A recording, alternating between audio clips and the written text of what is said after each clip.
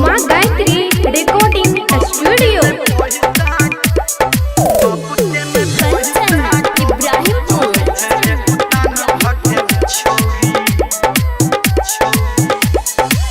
होटबा में लाली होटल लाली लगा के बनी जाए छोड़िया हसीन रे लभकी फराक आ पियर की फराक में देखे में लागे नमकीन रे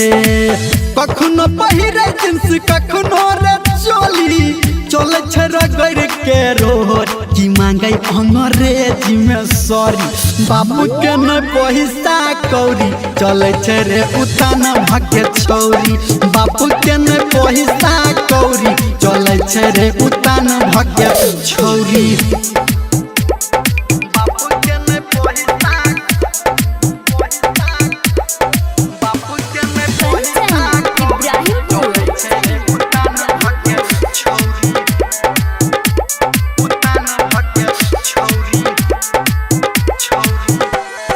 बड़ छेरे लटकी ई तो महार छै मटकी एकरा के नहीं जानै छै छोटे से फटकी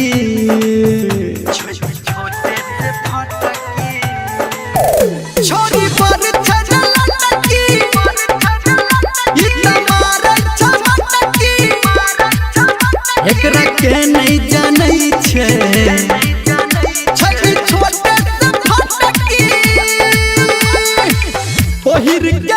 चूरी दिल पे चला छुरी बेरी बेरी को है ओ माय गॉड मांगे अंग्रेजी में सॉरी बाबू के न पैसा कौड़ी चले छे रे उतान भके छौरी बाबू के न पैसा कौड़ी चले छे रे उतान भके छौरी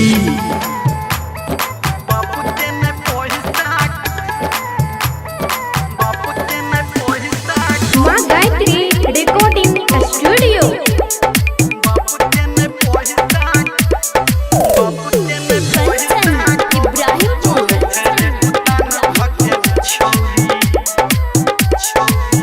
छोरी पहिरे पैजामा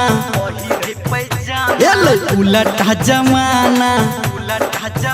बात केकरो नहीं माने रखै साथ गो दीवाना